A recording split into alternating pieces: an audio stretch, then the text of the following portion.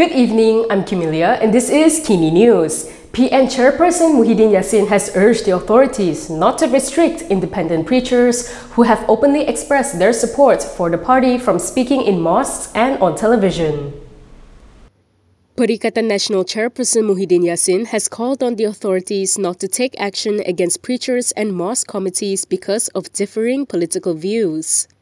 In a post on Facebook yesterday night, Muhyiddin said authorities should not restrict independent preachers who have openly expressed their support for PN from speaking in mosques and on television. He said he knew many influential parties, including independent preachers and famous artists, who openly supported PN during GE15. He added that there are also those who express open support for other parties, including Pakatan Harapan and BN, and this is their right in a democratic country.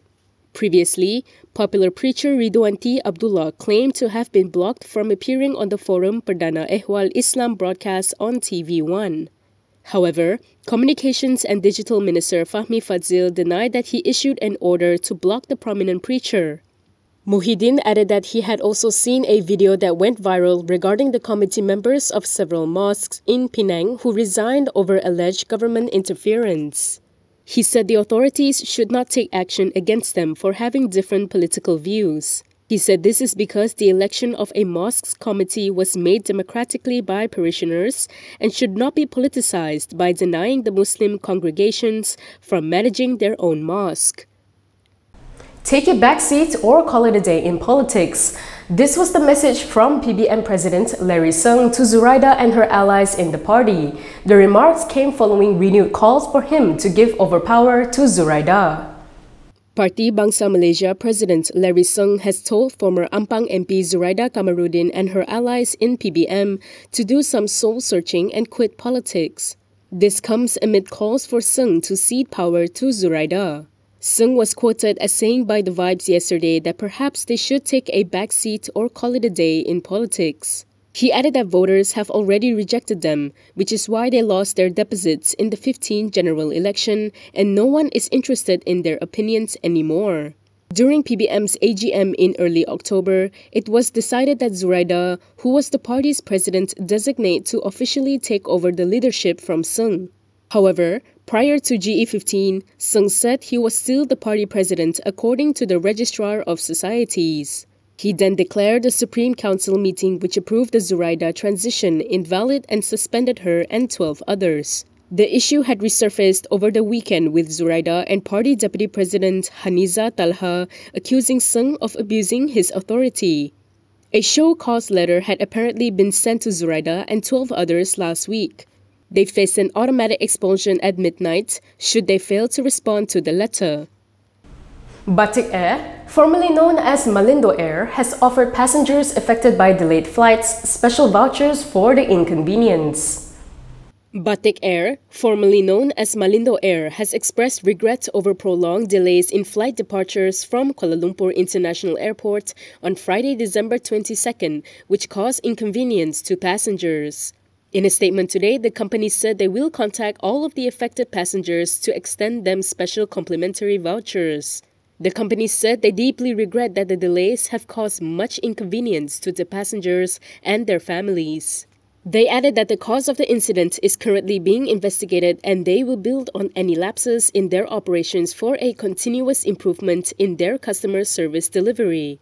Batik Air also explained that food vouchers were provided during the delay, but accommodation was unable to be provided due to hotels being fully booked and no food outlets being open after midnight at the terminal. They reassured the public that the situation has been rectified and their operations at the KLIA terminal have resumed as normal. The statement came after Transport Minister Anthony Loke urged Batik Air to issue an apology and be held accountable for the incident. Loke had said this in response to a passenger who had posted about the incident on Twitter, saying he had been stranded in KLIA for more than 7 hours due to the delay. Still on the topic of Batik Air, their statement came after Transport Minister Anthony Loke called the company to be held accountable for the incident.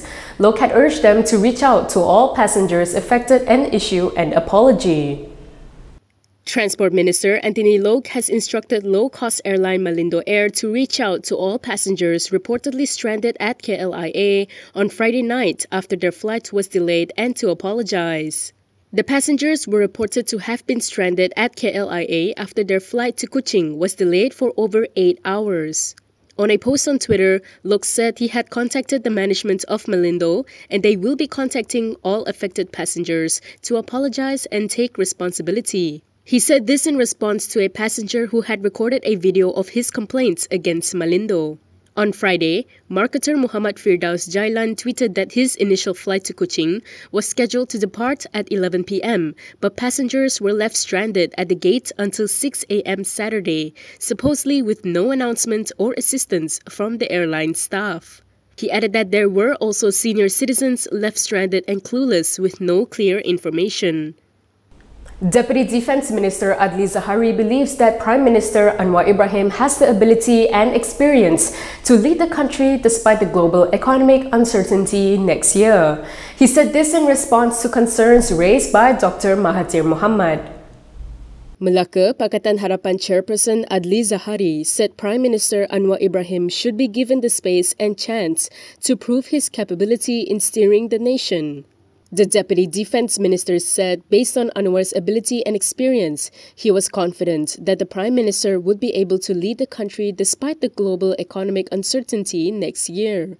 He told reporters at Kampung Macha Baru in Alor Gajah yesterday that he was confident Anwar will move the country forward. He added that Malaysians should give Anwar the space and chance, as well as support and encouragement to take Malaysia to a better level. On Sunday, former Prime Minister Dr. Mahathir Mohamad expressed concern over Anwar's ability to face the current economic downturn and help in the post-COVID-19 recovery. In an exclusive interview with Berita Harian, he said Anwar does not have what it takes to face the country's economic recession and the challenges of the post-pandemic recovery. Mahathir said his opinion was based on Anwar's performance as finance minister in the 1990s. He alleged that Anwar had also failed to find a solution when the 1997 Asian financial crisis hit. UMNO must hold a party election by May 19 next year. However, the party has yet to decide on whether the top two positions will be contested. UMNO has yet to decide on whether the top two positions in the party will be contested in the upcoming party election. This is according to UMNO Secretary General Ahmad Maslan. Speaking to reporters in Pontian, Johor today, Ahmad said the matter will be discussed during the party's Supreme Council meeting in January 12, a day before the UMNO General Assembly is held. According to Bernama, he said there has been no decision yet on the matter and we will have to wait until after the meeting. UMNO must hold a party election by May 19 next year. The election will be closely watched as a change in leadership may affect the composition of the cabinet and the direction of the federal government, which comprises several coalitions.